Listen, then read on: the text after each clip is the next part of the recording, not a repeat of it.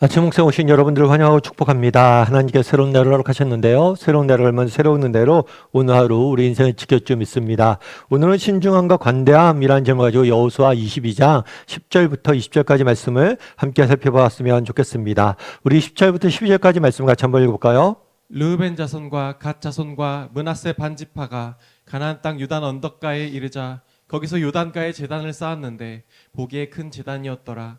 이스라엘 자손이 들은즉 이르기를 르우벤 자손과 갓 자손과 므낫세 반지파가 가나안 땅의 맨 앞쪽 요단 언덕가 이스라엘 자손에게 속한 쪽에 제단을 쌓았다 하는지라. 이스라엘 자손이 이를 듣자 곧 이스라엘 자손의 온 회중이 실로에 모여서 그들과 싸우러 가려 하니라. 예, 우리가 계속해서 여호수아서를 살펴보고 있죠. 여호수아의 가장 중요한 주제는 정복과 정착이에요. 어떻게 하나님께 주신 가나안 땅을 정복하고 그 땅에 정착했는지에 대해서 다루고 있습니다. 특별히 우리가 지난주에 배웠던 것처럼 이스라엘 백성들이 이제 남북 연합군과의 전쟁에서 승리한 이후에 12지파별로 땅을 분배를 해요.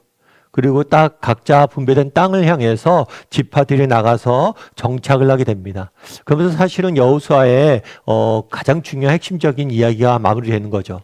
이렇게 땅이 분배된 다음에 어떤 일이 있었냐면 르우벤과 갓지파와 므낫세 반지파가라는 이야기가 나와요.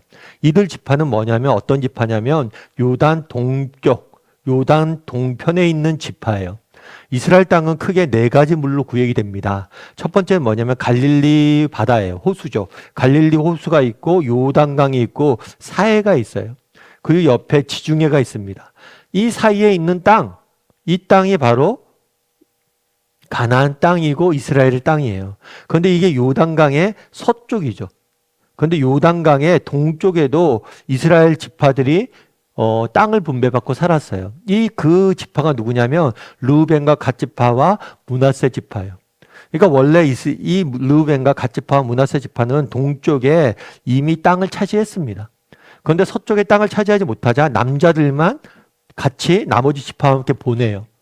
나머지 지파와 함께 정복 전쟁을 펼친 거죠. 그런 다음에 이제 서쪽 지파가 전쟁이 끝나고 이제 정착, 분배가 땅을 분배하고 각 지파별로 정착을 합니다. 그러니까 이제 뭐 하는 거예요? 다시 동쪽으로 돌아가는 거예요. 근데 동쪽으로 돌아가기 전에 뭘 했냐면 큰 제단을 쌓았다라고 이야기를 합니다. 그래서 이 제단을 쌓았다는 소식이 나머지 서쪽 지파에게도 전해져요. 그러자 온 이스라엘 자손의 회중이 서쪽 지파가 뭘 했냐면 실로에 모여서 그들과 전쟁을 하러 가게 됩니다. 동쪽 지파와 전쟁을 선포를 해요.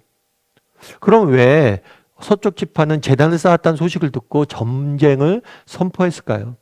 그 당시에 이스라엘은 하나님의 백성이죠. 하나님이 주신 율법에 근거해서 생활하는 종교 공동체였어요. 그런데 율법에 의하면 어떤 게 있냐면 하나님께 제사를 지내는 것, 제물을 드리는 것은 특정한 장소에서만 가능해요. 특별히 어디서만 가능하냐면 하나님의 성막이 있는 그곳에서만. 성막은 하나님의 임재의 상징이고 훗날 성전이 되는 거예요. 성전에서만 제사를 드리도록 율법을 규정하고 있는 거예요. 그런데 이 사람들이 어디에다가 성막이 있는 정말 땅이 아니라 세겜이 아니라 어디다가 요단 강가에다가 제단을 쌓은 거예요. 그러니까 여기서 제단을 쌓아서 제사를 지냈다는 건 뭐 하는 거예요? 율법을 어기겠다는 거잖아요. 율법을 어기고 자기 마음대로 행동하겠다는 거죠. 이 소식을 듣자 전쟁을 선포하러 간 거예요.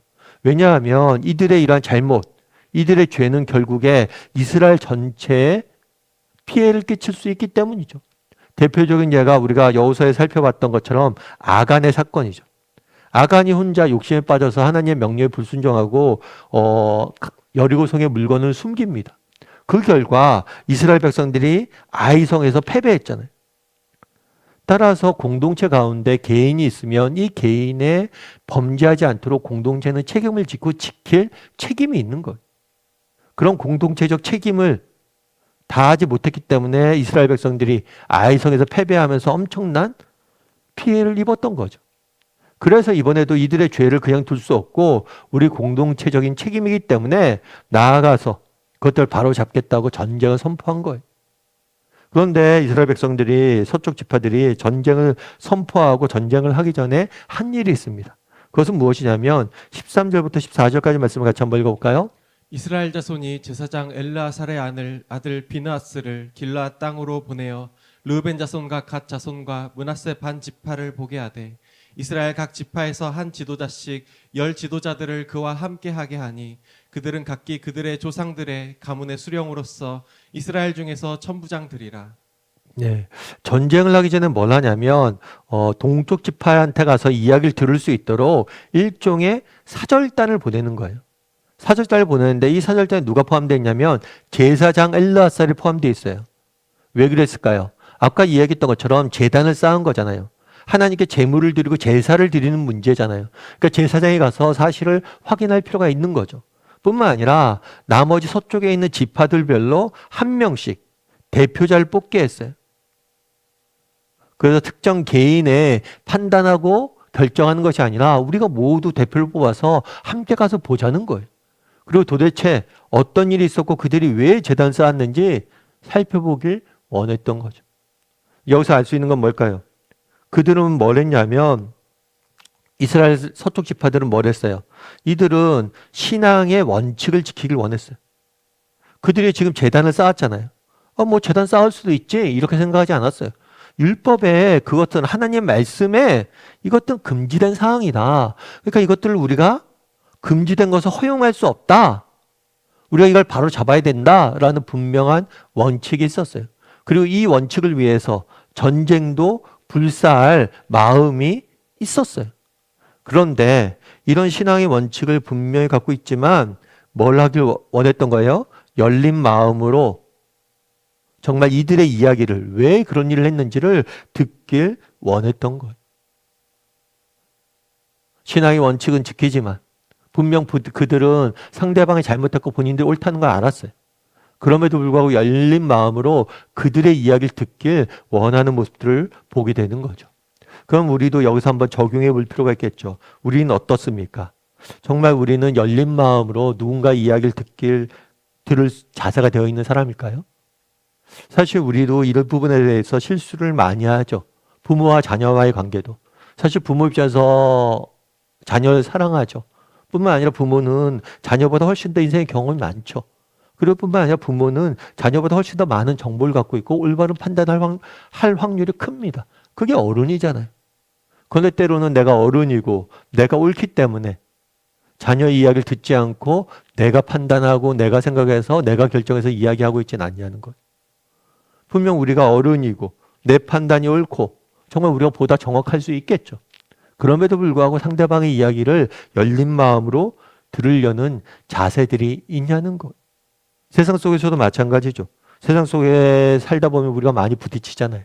또 상대방의 잘못으로 인해서 우리가 힘들어하고 어려워지는 경우들이 많잖아요. 그럴 때라도 정말 우리가 열린 마음으로 그 사람들을 들으려고 하는가, 그 사람들의 이야기를, 상대방의 이야기를 들으려고 하는가, 이 부분에 대해서는 우리가 점검해보고 정말 서쪽 지파가 가졌던 이 신앙의 원칙을 지키지만 열린 마음으로 상대방을 배려하고 들으려는 그런 자세는 우리가 배울 필요가 있는 거겠죠. 여러분, 스티븐 코비 박사라는 분이 계세요. 이분 같은 경우에 성공하는 사람들의 7가지 습관이라는 책을 써서 전 세계적으로 유명한 리더십 관련 분야에서 일하시는 분이세요. 그런데 이 스티븐 코비 박사가 어느 주일날 아침에 주일날 오전에 있었던 일을 가지고 이야기를 하더라고요. 책을 썼는데 그런 이야기를 해요. 한 번은 일요일날 조용한 일요일날 지하철을 탔대요. 지하철을 탔는데 어떤 아이들이 막 뛰어놀고 있는 거예요. 시끄럽게. 뿐만 아니라 신문 보고 있는 사람도 있으면 신문도 건드리고 온갖 장난을 다 치는 거예요. 그런데 그 아이들이 아버지가 옆에 있었어요. 그런데 아버지가 뭘 하냐면 아이를 제재를 하지 않는 거예요. 그래서 한참 지켜보다가 안 되겠다 싶어서 이야기를 한 거죠. 저기요, 아이들이 이렇게 시끄럽게 떠드니까 조금 조용히 좀 시키시죠. 그랬더니 아버지가 뭐라고 그러냐면 아유 죄송합니다. 제가 지금 병원에 갔다 오는데 정말 우리 아내가 조금 전에 세상을 떠났습니다. 제가 지금 어떻게 해야 될지 몰라서 너무 정신이 없었습니다. 죄송합니다. 그러더라고요. 그 이야기를 들으니까 참 그 모든 상황이 이해가 되는 거예요. 처음엔 그런 거죠. 저 아버지가 아이들 저렇게 버릇없이 키워도 되나. 그런데 사랑하는 아내가 죽은 거잖아요. 얼마나 충격이 컸겠어요. 그러니까 그런 행동들이 다 이해가 되는 거예요. 그러면서 뭐라고 얘기하냐면 우리는 세상이 있는 그대로 보는 게 아니라 우리가 있는 그대로 본다. 뭐라고요? 세상이 있는 그대로 보는 게 아니라 우리가 있는 그대로 본다. 그러니까 우리가 객관적으로 보지 않는다는 거예요. 누구나 자신의 관점과 시각과 주관을 가지고 모든 것을 바라본다는 거예요. 따라서 내 주관적인 시각 가지고 모든 것을 이해할 수는 없어요. 그렇기 때문에 상대방의 입장에서 상대방의 관점에서도 볼 필요가 있다는 거죠. 그러면서 패러다임이라는 그런 것들의 소중함에 대해서, 관점의 소중함에 대해서 느꼈다라고 이야기를 하더라고요. 맞죠? 여러분, 우리는 부족한 사람들이에요. 우리는 객관적으로 볼 수 없는 사람이에요. 세상을 있는 그대로 보지 못하는 사람. 우리도 주관적인 사람이고 우리도 틀릴 수 있음을 인정을 해야 돼요. 그래서 정말 그날의 서쪽 지파처럼 우리가 지켜야 될 원칙은 분명히 지켜야 되겠죠. 그리고 바른 길을 걸어가기 위해서 노력해야겠죠. 그런데 동시에 또 열린 마음으로 나와 생각을 달리하거나 잘못된 행동을 하거나 또 나와 다르게 행동하는 사람들에 대해서 그들의 입장에 되어서 그들의 이야기를 들을 수 있는 열린 마음도, 신앙의 원칙을 지키지만 열린 마음도 가지고 있어야 되는 것 같아요. 이건 단순히 신앙의 문제뿐만 아니라 일상을 살면서도 이건 중요한 삶의 지혜가 아닐까 싶습니다. 그래서 오늘은 정말 서쪽과 동쪽 지파의 이야기를 살펴봤는데요. 서쪽 지파가 이런 동쪽 지파의 행동에 대해서 어떻게 반응을 보였는지, 신앙의 원칙을 지키면서도 열린 마음을 가지려고 노력을 했는데 우리도 그런 원칙을 지키며 열린 마음을 가지려고 노력할 줄 아는 사람들이 되기를 주님의 이름으로 소원합니다. 우리 시간 함께 기도했으면 좋겠는데요. 기도하실 때 오늘 말씀 기억하면서 기도했으면 좋겠습니다. 정말 그날에 서쪽 지파가 신앙의 원칙을 지키며 또 열린 마음으로 3대 이야기를 듣고자 하는 관대함도 보이는 모습들을 보게 됩니다. 우리도 이 땅을 살면서 정말 이번 한 주간 세상 속에서 살아가야 되는데 우리의 신앙의 원칙을 지키면서도 동시에 열린 마음으로 상대방의 이야기를 듣고 상대방 이해하기 위해서 노력할 줄 아는 사람이 되게 되려. 부모는 자녀와의 관계 속에서 또 정말 세상 속에서 많은 사람들 부딪히는 관계 속에서 우리가 원칙은 지켜야 돼. 정말 이런 열린 마음으로 서로를 이해하기 위해서 노력할 줄 아는 사람이 되게 되려고 이 시간 목소리로 기도했으면 좋겠습니다. 이를 통해서 우리의 관계가 더욱더 풍성해질 수 있도록 이 시간 목소리로 같이 기도하도록 하겠습니다. 같이 기도하시겠습니다.